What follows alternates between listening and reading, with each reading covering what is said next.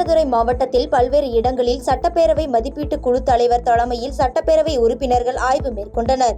மயிலாடுதுறை மாவட்டத்தில் பல்வேறு இடங்களில் சட்டப்பேரவை மதிப்பீட்டு குழு தலைவர் காந்திராஜன் தலைமையில் சட்டப்பேரவை உறுப்பினர்கள் ஆய்வு மேற்கொண்டனர். மயிலாடுதுறை நகராட்சிக்குட்பட்ட ஐயன்குளம் சீரமைப்பு, நீடூர் தொடக்க வேளாண்மை கூட்டுறவு சங்க அலுவலகம், ரேஷன் கடை மற்றும் சீர்காழியில் பல்வேறு பணிகளை அவர்கள் ஆய்வு செய்தனர். பின்னர் மாவட்ட ஆட்சியர் அலுவலகத்தில் நடைபெற்ற ஆய்வுக் கூட்டத்தின் முடிவில் குழு தலைவர் காந்திராஜன் செய்தியாளர்களிடம் கூறியதாவது: மயிலாடுதுறை மாவட்டத்தில் வளர்ச்சி திட்ட பணிகள் சிறப்பான வகையில் மேற்கொள்ளப்பட்டு வருகிறது என்றும், ரூபாய் 94.50 லட்சம் மதிப்பீட்டில் சீரமைக்கப்பட்டுள்ள ஐயன்குளத்தில் குப்பைகள் கொட்டப்படுவது குறித்து நடவடிக்கை எடுக்க மயிலாடுதுறை நகராட்சிக்கு அறிவுறுத்தப்பட்டுள்ளது என கூறியுள்ளார்.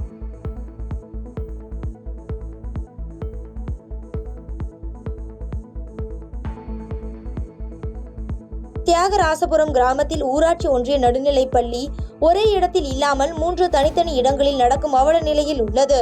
கள்ளக்குறிச்சி மாவட்டம் தியாகராசபுரம் கிராமத்தில் ஊராட்சி ஒன்றிய நடுநிலைப்பள்ளி ஒரே இடத்தில் இல்லாமல் 3 தனித்தனி இடங்களில் நடக்கும் அவல நிலையில் உள்ளதால் மாணவர்கள் அலைக்கழிக்கப்படுவதாக பெற்றோர்கள் குற்றச்சாட்டு வைத்துள்ளனர்.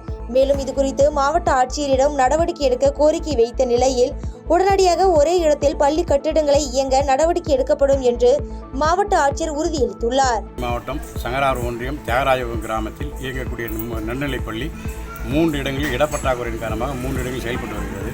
ஒன்று சேவை மைய கட்டிடம், மற்றொன்று ஏற்கனவே இருந்த பழைய கட்டிடம், தற்போது கட்டப்பட்டுள்ள 2 வகுப்பறை கட்டம். இப்படி 3 வகுப்பறையாக 3 இடத்தில் செயல்படுவதனால் பிள்ளைகளுடைய கற்றல் விளைவுகள் கடுமையாக பாதிக்கப்படுகிறது.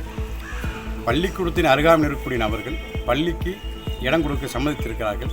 இவர்களுக்கு மாற்று இடமும் அவர்களுக்கான தொகுப்பு வீடும் வழங்கினால் அவர்கள் இந்த தங்களுடைய பட்டா இடத்தை பள்ளிக்காக தானமாக கொடுக்க தயாராக இருக்கிறார்கள். இது தொடர்பாக மாவட்ட ஆட்சியிடம் நேற்று குறைகேட் மால் கூட்டத்தில் மனு அளித்திருக்கிறேன். நாகர்கோவிலில் சொகுசு காரில் வந்து துணிக்கடையில் திருடும் நபரின் குறித்த சிசிடிவி காட்சிகள் வெளியாகி அதிர்ச்சியை ஏற்படுத்தியுள்ளது. கன்னியாகுமரி மாவட்டம் நாகர்கோவிலில் சொகுசு காரில் வந்து துணிக்கடையில் உள்ள ரூபாய் 1 லட்சத்திற்கும் மேல் மதிப்புள்ள துணிகளை திருடிச் சென்ற நபர் குறித்த சிசிடிவி காட்சிகள் வெளியாகி அதிர்ச்சியை ஏற்படுத்தியுள்ளது. இது குறித்த புகாரின் அடிப்படையில் கோட்டார் காவல் நிலைய போலீசார் சிசிடிவி காட்சிகளை ஆய்வு செய்து விசாரணை நடத்தி வருகின்றனர்.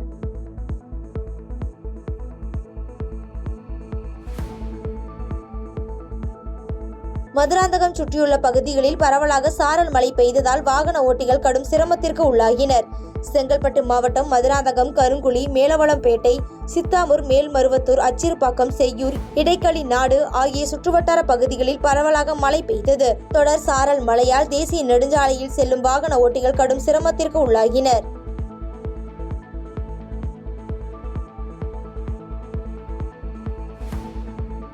பாம்பன் வடக்கு கடலில் இறங்கி போராட்டம் நடத்த முயன்ற இலங்கை சிறையில் உள்ள மீனவர்கள் குடும்பத்தினரால் பரபரப்பு ஏற்பட்டது. 35 மீனவர்களை எல்லை தாண்டி மீன்பிடித்ததாக இலங்கை கடற்படை சிறைபிடித்து போலா சிறையில் அடைத்துள்ளனர். மீனவர்களுக்கு சிறை தண்டனை விதிக்கப்பட்டு 100 நாட்களுக்கு மேலாக இலங்கை சிறையில் உள்ளதால் அவர்களை விடுதலை செய்ய வலியுறுத்தி பாம்பன் சாலை பாலத்தில் விசைப்படகு மீனவர்களுடன் இணைந்து சிறையில் உள்ள மீனவர்களின் குடும்பத்தினர் சாலை மறியல் போராட்டத்தில் ஈடுபட்டதால் பரபரப்பு ஏற்பட்டது.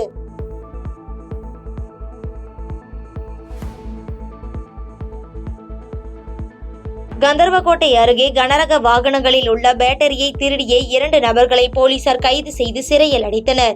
புதுக்கோட்டை மாவட்டம் கந்தர்வக்கோட்டை புதுநகர் டோல்கேட் அருகே போலீசார் வாகன தணிக்கையில் ஈடுபட்டிருந்த பொழுது அவ்வழியாக இருசக்கர வாகனத்தில் கனரக வாகன பேட்டரியை எடுத்துச் சென்ற 2 நபர்களிடம் போலீசார் விசாரணை நடத்திய போது கந்தர்வக்கோட்டை பகுதிகளில் உள்ள லாரி, டிராக்டர் போன்ற கனரக வாகனங்களில் உள்ள 2 லட்சம் மதிப்புள்ள பேட்டரிகளை தொடர்ச்சியாக திருடி வந்துள்ளது தெரிய வந்தது. மேலும் அவர்கள் திருடுவதற்கு பயன்படுத்திய இருசக்கர வாகனத்தையும் திருடி வைத்திருந்த கனரக வாகன பேட்டரிகளையும் பறிமுதல் செய்த போலீசார் பாலகுரு மற்றும் ஆனந்தை கைது செய்து நீதிமன்றத்தில் ஆஜர்படுத்தி சிறையில் அடைத்தனர். ஈரோட்டில் உள்ள தனியார் தங்கும் விடுதிக்கு இமெயில் மூலம் வெடிகுண்டு மிரட்டல் விடுக்கப்பட்ட சம்பவம் பரபரப்பை ஏற்படுத்தியது. ஈரோடு வீரபத்திரர் வீதியில் அமைந்துள்ள தனியார் தங்கும் விடுதியில் வெடிகுண்டு இருப்பதாக விடுதி இமெயில் ஐடிக்கு மிரட்டல் வந்துள்ளது. இதனையடுத்து காவல்துறையினர் மற்றும் வெடிகுண்டு நிபுணர்கள் இணைந்து விடுதி முழுவதும் வெடிகுண்டு தேடுதல் பணியில் தீவிரமாக ஈடுபட்டனர்.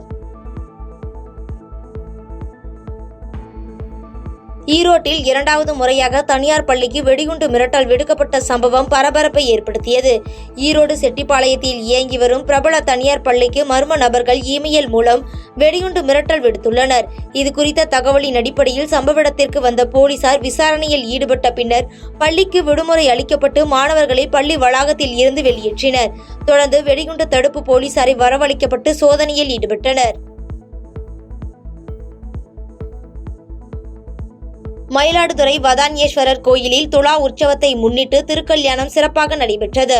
தொடர்ந்து சுவாமி அம்பாள் திருக்கல்யாண கோலத்தில் புஷ்ப பல்லக்கில் வீதியுலா காட்சி 4 ரத வீதிகளில் வலம் வந்தது. இதில் தர்மபுரம் ஆதீன கட்டளை ஸ்ரீமத் சிவகுருநாத தம்பிபிரான் மற்றும் ஏராளமான பக்தர்கள் கலந்து கொண்டு சுவாமி தரிசனம் செய்தனர்.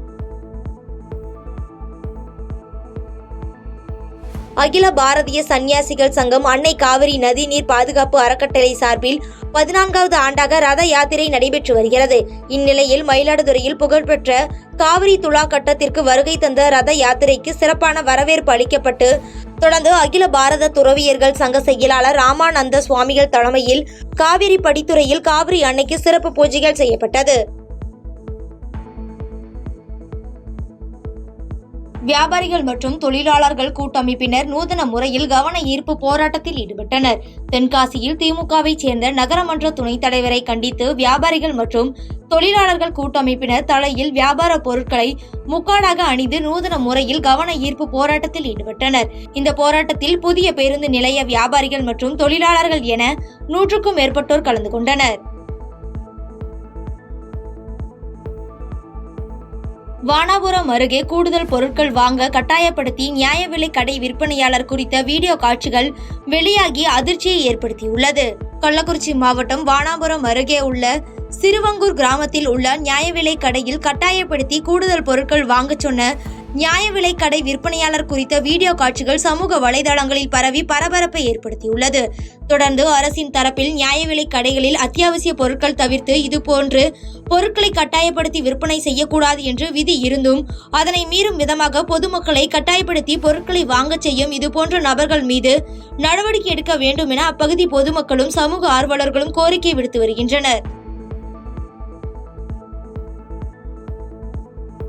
திண்டிவனம் அருகே ஆபத்தான முறையில் இருசக்கர வாகனத்தில் ரீல்ஸ் வெளியிட்ட நபர் மீது நடவடிக்கை எடுக்க சமூக ஆர்வலர்கள் கோரிக்கை விடுத்துள்ளனர். விழுப்புரம் மாவட்டம் திண்டிவனம் அடுத்த கொடியம் கிராமத்தைச் சேர்ந்த சஞ்சய் தனது இருசக்கர வாகனத்தில் நண்பர்களுடன் சாகசம் செய்தும் ஆபத்தான முறையில் ரீல்ஸ் வெளியிட்டு அதை தனது சமூக வலைதள பக்கத்தில் வெளியிட்டுள்ளார்.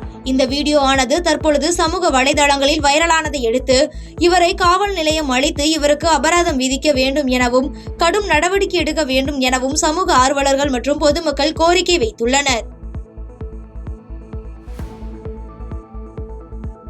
ஜெயங்கொண்டம் அருகில் உள்ள கங்கை கொண்ட சோழபுரம் அன்னாபிஷேக விழா ஏற்பாடு பணிகள் தீவிரமாக நடைபெற்று வருகிறது. அரியலூர் மாவட்டம் ஜெயங்கொண்டம் அருகில் உள்ள பிரசித்தி பெற்ற கங்கை கொண்ட சோழபுரம் சோழீஸ்வரர் கோவிலில் நடைபெறும் அன்னாபிஷேக விழாவை முன்னிட்டு திருவிழாவிற்கான ஏற்பாடுகள் பணிகள் தீவிரப்படுத்தப்பட்டுள்ளன. இவ்விழாவிற்கான ஏற்பாடுகள் பணிகளை இந்து சமய அறநிலைத்துறை மற்றும் காஞ்சி சங்கரமட அன்னாபிஷேக விழா கமிட்டியினர் செய்து வருகின்றனர். கரம்பக்குடி அறிஞர் அண்ணா பேருந்து நிலையத்தில் வருவாய்த்துறை சார்பில் வாக்காளர் விழிப்புணர்வு ரங்கோலி கோலப்போட்டி நடைபெற்றது. புதுக்கோட்டை மாவட்டம் கரம்பக்குடி அறிஞர் அண்ணா பேருந்து நிலையத்தில் வருவாய்த்துறை சார்பில் வாக்காளர் விழிப்புணர்வு ரங்கோலி கோலப்போட்டி நடைபெற்றது. இந்நிகழ்ச்சியில் வட்டாட்சியர் ஜபருல்லா, பேரூராட்சி செயல் அலுவலர் ரமேஷ், தேர்தல் துணை வட்டாட்சியர் பழனிவேல் மற்றும் பலர் பங்கேற்ற நிலையில் இந்த ரங்கோலி கோலப்போட்டியில் வெற்றி பெற்றவர்களுக்கு வருவாய்த்துறை சார்பில் பரிசுகள் வழங்கப்பட்டன. பாதகம் செய்பவரை கண்டால் நாம் பயங்கொள்ளலாகாது பாப்பா, மோதி மிதித்து விடு பாப்பா, அவர் முகத்தில் உமிழ்ந்து விடு பாப்பா.